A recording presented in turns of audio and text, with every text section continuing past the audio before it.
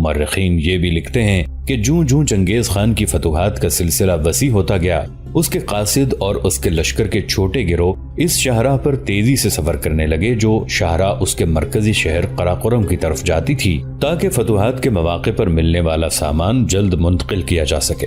سراؤں کے علاوہ چنگیز خان نے ان شاہراہوں پر کچھ منزلیں بھی مقرر کر رکھی تھی۔ ان منزلوں میں سے بعض میں 400 گھوڑے ہوتے، بعض میں 200۔ جب قاصد کسی ایسے حصے سے گزرتے جن میں سڑکیں نہ ہوتی اور ٹھہرنے کا کوئی اور مقام نہ ہوتا، تب بھی منزلوں کی سرائے وہاں بھی ضرور ہوتی، اگرچہ اس سے زیادہ فاصلے پر ہوتی، اور ان میں خاقان کے قاصدوں کے لیے تمام ضروریات زندگی فراہم ہوتا۔ وہ چاہے جس ملک جس علاقے سے آئے ہوں، اپنے لیے تمام ضروری اشیاء پاتے تھے۔ مورخین مزید لکھتے ہیں کہ چنگیز خان کی ان قائم کردہ سراؤں میں ایسے آدمی بھی رہتے تھے جو کسی شدید عجلت یا جلدی کے موقع پر دن بھر میں 250 میل مسافت طے کر سکتے اور رات کو بھی اتنی ہی مسافت طے کرتے تھے۔ ان میں سے ہر ایک قاصد چوڑی پٹی پہنتا تھا جس میں گھنٹیاں لگی ہوئی ہوتی تھی۔ ان گھنٹیوں کے بجنے کی آواز دور سے آنے لگتی تھی۔ سرائے پہنچ کر وہ قاصد دوسرے قاصد کو بالکل تیار پاتا، اپنا پیغام اسے دے دیتا۔ ہر سرائے میں ایک منشی ہوتا، یہ منشی قاصد کے پہنچنے اور روانہ ہونے کا اندراج کرتا تھا۔ وقت بچانے اور عجلت سے کام کی خاطر یہ قاصد سرائے میں تازہ دم گھوڑے بدلتے تھے جو زین اور ساز سے آراستہ انہیں ملتے تھے۔ ان گھوڑوں پر سوار ہو کر وہ پھر سرپٹ روانہ ہو جاتے اور اگلی سرائے پر پھر گھنٹیوں کی آواز سن کر پہلے ہی سے گھوڑے تیار کر دیے جاتے تھے۔ جس رفتار سے یہ لوگ سواری کرتے تھے وہ حیرت ناک تھی۔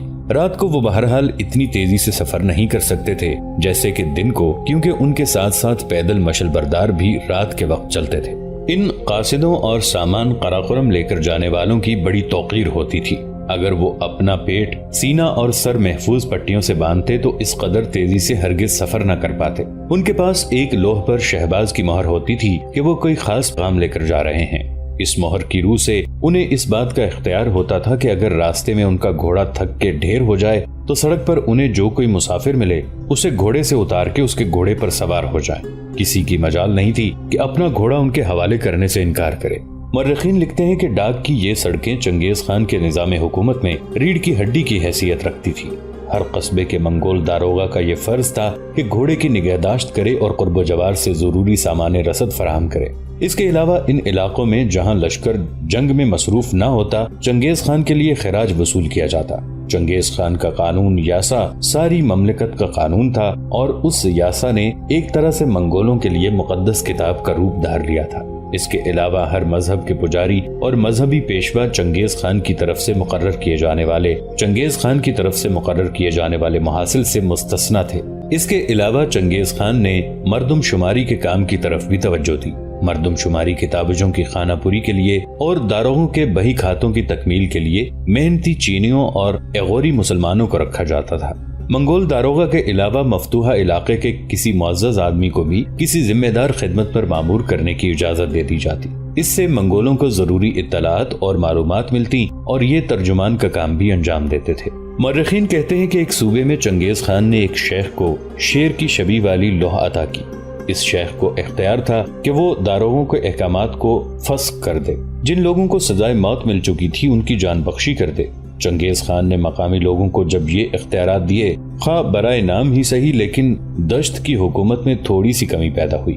ابھی وقت نہیں آیا تھا مگر آنے والا تھا کہ منگولوں کی طرح مفتوحہ علاقوں کے لوگ بھی منگولوں سے انصاف طلب کرنے والے تھے۔ مورخین لکھتے ہیں کہ فتوحات کا سلسلہ وسیع ہونے کے بعد چنگیز خان کو 3 قسم کی پریشانیاں اور تفکرات لاحق ہوئے۔ پہلی پریشانی اپنے لشکری، دوسرے اپنی سڑکوں کی اور تیسری اس دولت کی جو مفتوحہ دنیا سے اس کے مرکزی شہر کی طرف کھینچی چلی جا رہی تھی، اس لیے کہ لشکر کے سالار اب نہایت نفیس قسم کی زنجیریں اور ترکی زرہیں پہنتے اور ان کے قبضے میں دمشق کی آبدار تلواریں تھیں۔ جہاں تک خود چنگیز خان کا تعلق تھا وہ نئے ہتھیاروں کو مستقل طور پر بڑے تجسس کی نظروں سے دیکھتا تھا، لیکن مسلمانوں کے دوسرے آزمائش کے سامان سے اسے کوئی دلچسپی نہ تھی۔ وہ آخری عمر تک صحرائے گوبی کا لباس پہنتا رہا اور اس نے اپنی عادتیں نہ بدلی۔ لکھنے والے یہ بھی لکھتے ہیں کہ کبھی کبھی وہ درگزر بھی کرتا تھا، لیکن اس وقت جب وہ اچھے موڈ میں ہو، اگر کوئی مہم پیش آتی تو اس بات پر تل جاتا کہ مہم کی تکمیل کر لے۔ کبھی کبھی اسے طیش اور غضب کا سخت دورہ پڑتا۔ سمرقند کے ایک کری منظر طبیب کو اس نے اپنا منظور نظر بنا لیا تھا، جو اس کی آنکھوں کا علاج کر رہا تھا۔ چنگیز خان کی رواداری سے اس شخص میں اتنی جرت بڑھ گئی کہ منگول افسروں کو اسے تکلیف پہنچنے لگی۔ اس نے چنگیز خان سے ایک حسین مغنیہ کو مانگ لیا جو اورگنج کی تسخیر کے وقت منگولوں کے ہاتھ لگی تھی۔ مورخین یہ بھی لکھتے ہیں کہ چنگیز خان اس شخص کے اصرار سے بہت محظوظ ہوتا اور اس نے حکم دیا کہ اس لڑکی کو اس کے حوالے کر دیا جائے، لیکن طبیب اس قدر بد شکل تھا کہ وہ حسینہ اس کی طرف مائل نہ ہوئی، اور یہ سمرقندی پھر چنگیز خان کی خدمت میں یہ درخواست لے کر حاضر ہوا کہ حسینہ کو حکم دیا جائے کہ وہ اس کی مرضی کی تکمیل کرے۔ اس پر بوڑھے منگول کو غصہ آ گیا۔ اس نے ایسے سب لوگوں کو صلواتیں سنانی شروع کر دیں جو اپنے حکم کی تکمیل نہیں کرا سکتے تھے اور جو آخر میں غلام بن جاتے تھے۔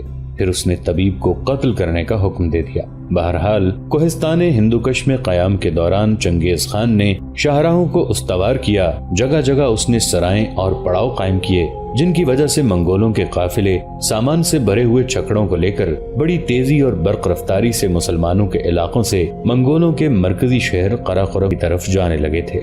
نظام الدین نے اپنے لشکر کے ساتھ جس کوہستانی سلسلے کے اوپر قیام کر رکھا تھا، وہاں اب کوہستانی سلسلے سے ذرا نیچے اس نے خیمے نصب کر دیے تھے۔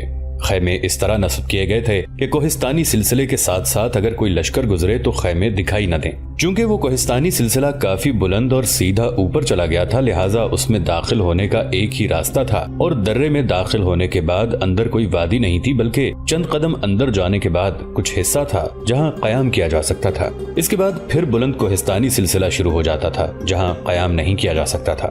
اپنے اسی کوہستانی سلسلے میں ایک روز نظام الدین جب عصر کی نماز ادا کرنے کے بعد اپنے خیمے میں داخل ہوا تو سردی چونکہ عروج پر آ چکی تھی، لہٰذا خیمے میں داخل ہونے کے بعد اس نے دیکھا کہ خیمے کے وسط میں آگ جل رہی تھی اور خیمہ خوب گرم ہو چکا تھا۔ کچھ دیر تک آگ کی طرف دیکھتے ہوئے اس پر ہاتھ پھیلاتے ہوئے نظام الدین مسکراتا رہا۔ وہ سمجھ گیا کہ اس کے خیمے میں اولون آگ روشن کر کے گئی ہے۔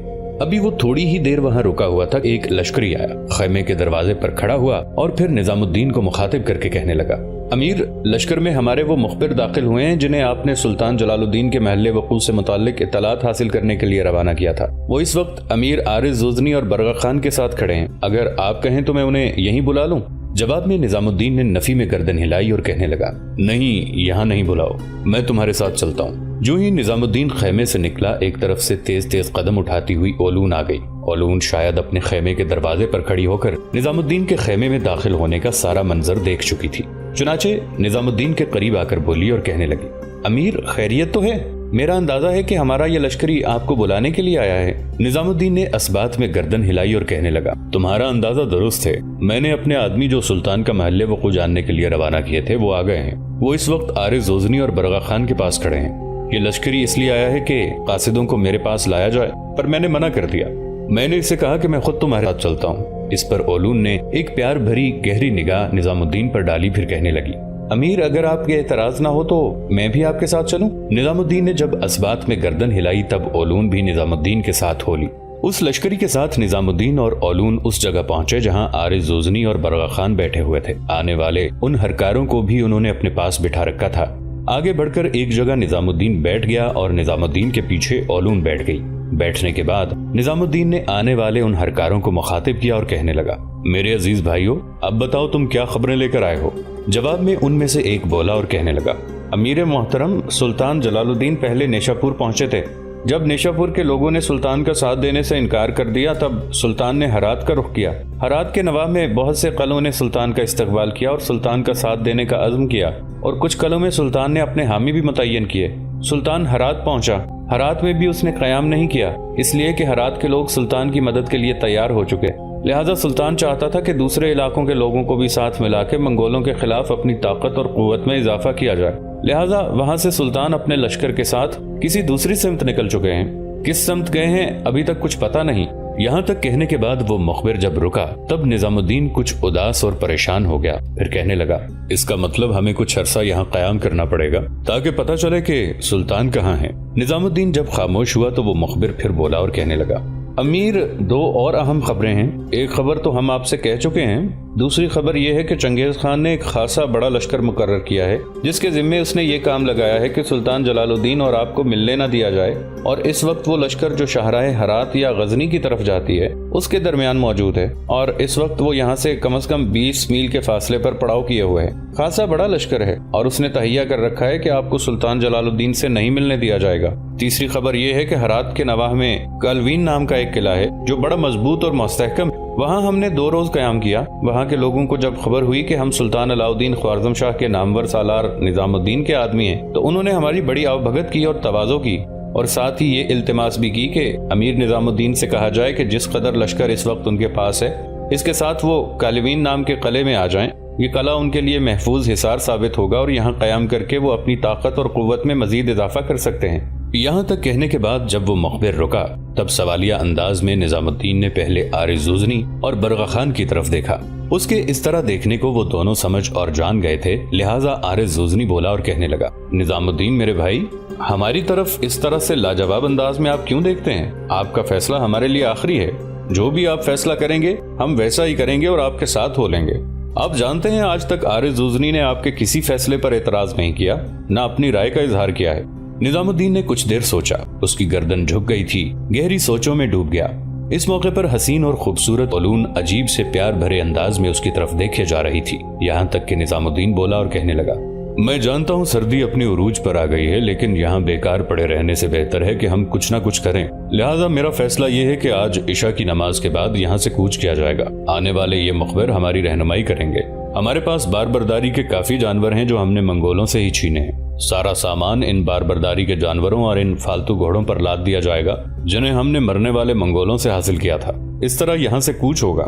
جس وقت ہم اس لشکر سے 5 میل کے فاصلے پر جائیں گے، جس لشکر کو چنگیز خان نے مقرر کیا ہے کہ مجھے اور سلطان جلال الدین کو ملنے نہ دیا جائے، تب میں اس لشکر پر حملہ آور ہوں گا۔ حملہ آور ہونے سے پہلے کچھ دستے مقرر کیے جائیں گے جو رسد کے سامان کی دیکھ بھال کریں گے، لہٰذا جس وقت میں دشمن سے ٹکراؤں گا وہ دستے سارے سامان کے ساتھ آگے نکل جائیں گے، کیونکہ منگول میرے ساتھ جنگ میں مصروف ہوں گے اور میں انہیں کافی دیر تک اپنے ساتھ مصروف رکھوں گا۔ رسد کا سامان لے جانے والے منگولوں کے لشکر سے 2-3 میل ہٹ کے گزریں گے تاکہ وہ منگولوں کو دکھائی نہ دیں۔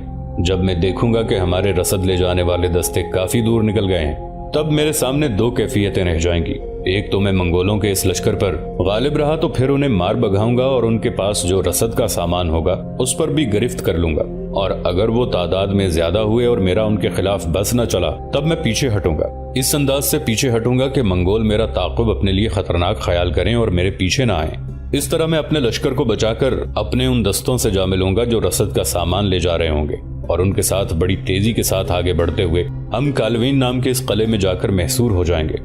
وہاں اپنی طاقت اور قوت میں اضافہ کرتے رہیں گے اور جب ضرورت پڑے گی سلطان جلال الدین کی مدد بھی وہیں سے نکل کر کریں گے۔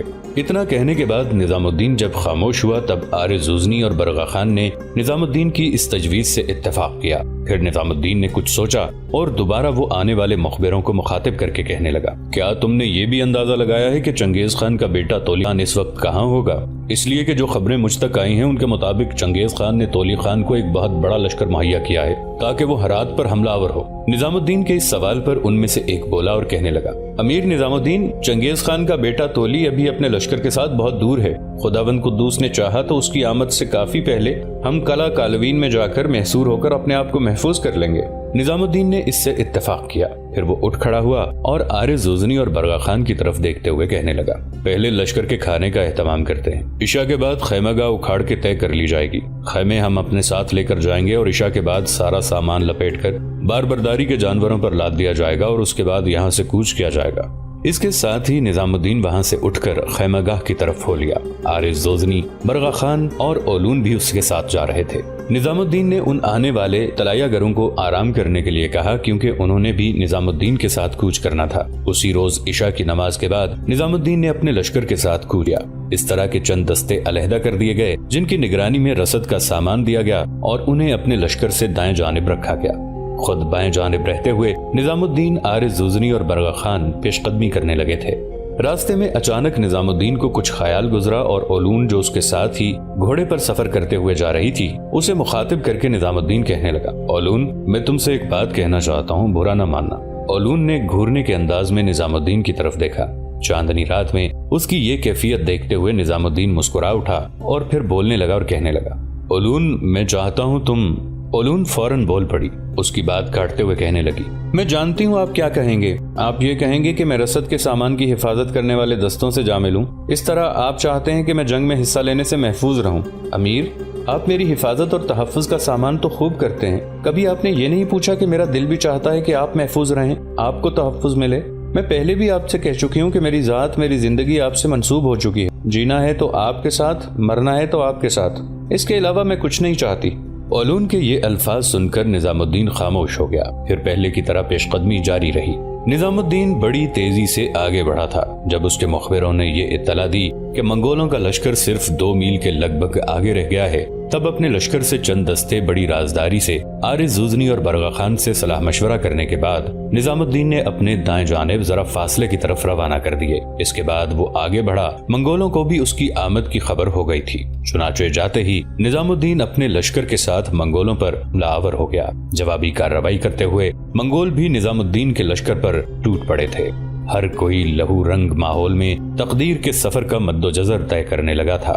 बहर से उठती गहरी गूंजों की तरह एक दूसरे का खात्मा करने के दरपाए हो गया था। जिस वक्त गुमसान का रन पड़ा और मंगोल जो तादाद में बहुत ज्यादा थे निजामुद्दीन के लश्कर पर छाने लगे, करीब था कि निजामुद्दीन को बदतरीन शिकस्त उठाकर पसपा होना पड़ता कि ऐसे में एकदम निजामुद्दीन बुलंद आवाज में अपने लश्करियों को मुखातिब करके कहने लगा, मेरे अजीज साथियों, मुजाहिदों, मैं निजामुद्दीन तुमसे मुखातिब हूँ। अपनी माओं की अजमत, बहनों की हुर्मत, बेटियों की इसमत, बच्चों की आबरू के मुहाफिजों, सरफरोशों के विजदान की तरह आगे बढ़ो और इन हमलावर मंगोलों का खात्मा करते चले जाओ। इसके बाद कई बार निजामुद्दीन ने तकबीरें बुलंद की। इसके बाद वो आरिज़ ज़ुज़नी और बरगा खान के साथ नए अंदाज में हमलावर होने लगा था। निजामुद्दीन के अल्फाज और उसके जोशो जज्बे ने जैसे एक इनकलाब बर्पा कर दिया हो और उसके लश्कर के अंदर गोया लश्करियों ने हयातो ममात का राज जान लिया हो। फिर वो बिफरी आंधियों, न रुकने वाले तूफानों की तरह आगे बढ़े और जो मंगोल सामने आता उसका कत्लेआम करने लगे। ऐसे में 2 मील पीछे निजामुद्दीन ने जो अपने लश्कर के कुछ हिस्से अलहदा किए थे, वो एकदम तकबीरें बुलंद करते हुए नमूदार हुए और मंगोलों की तरफ बढ़े। मंगोल पहले ही निजामुद्दीन, आरिज़ ज़ुज़नी और बरगा खान के नए हमलों की वजह से किसी कदर घबराहट और परेशानी का शिकार थे। अब जो नए लश्करी तकबीरें बुलंद करते हुए आए तो उन्होंने ये समझा कि मुसलमानों का कोई और लश्कर इनकी मदद के लिए पहुंच गया है। उनके अंदर ये भी खुसर फुसर होनी शुरू हो गई कि पहले जो हमलावर हुआ था वो निजामुद्दीन था, अब जो लश्करी आ रहे हैं वो शायद सुल्तान जलालुद्दीन ख्वारज़म शाह के हैं। चुनाचे निजामुद्दीन का नाम सुनते ही मंगोलों के अंदर बददिली पैदा हुई और वो मैदान जंग छोड़कर भागे। निजामुद्दीन अब रुका नहीं। भागते मंगोलों का उसने ताक़ुब किया और उनकी तादाद को खूब कम किया, यहाँ तक कि मंगोलों को उनके पड़ाव से कुछ मील दूर तक वो भगाता चला गया। इसके बाद वो पलटा, बड़ी तेजी और सुर्रत के साथ अपने जख्मियों की देखभाल की। जख्मियों को उन छकड़ों में सवार किया जो मंगोल अपने पड़ाव में छोड़ गए थे। इसके बाद मंगोलों के पास जो कुछ था वो उन्हीं के बारबरदारी के जानवरों, छकड़ों और यूरतों में लाद कर निजामुद्दीन बड़ी तेजी से पेशकदमी करता हुआ अपने लश्कर के उस हिस्से से जा मिला जो पहले ही रसद का सामान लेकर पेशकदमी कर रहा था। लिहाजा अपने पूरे लश्कर और सारे सामान को लेकर निजामुद्दीन अब बड़ी तेजी के साथ कालवीन नाम के किले की तरफ जा रहा था। कालवीन नाम के किले के हाकिम और उसके रऊसा को पहले ही खबर हो चुकी थी कि सुल्तान अलाउद्दीन ख्वारज़म शाह का नामवर अमीर और सालार निजामुद्दीन अपने साथियों और लश्कर के साथ बड़ी तेजी और बर्क रफ्तारी के साथ उनके किले का रुख कर रहा था। ये खबर सुनकर उनकी खुशी और तमानियत की कोई इंतहा न थी। चुनाचे वो सब शहर से बाहर निकले। शानदार अंदाज में उन्होंने निजामुद्दीन, आरिज़ ज़ुज़नी, बरगा खान और उनके लश्करियों का इस्तकबाल किया। दोस्तों, आज के लिए इतना ही। इसी कहानी की अगली किस्त के साथ बहुत जल्द हाजिर होंगे। नीचे कमेंट सेक्शन में अपनी राय का इजहार जरूर कीजिएगा। हमारे इस चैनल को सब्सक्राइब करके नीचे मौजूद बेल आइकन को भी जरूर क्लिक कीजिएगा। अगली मुलाकात तक के लिए हमारा और आपका अल्लाह निगहबान।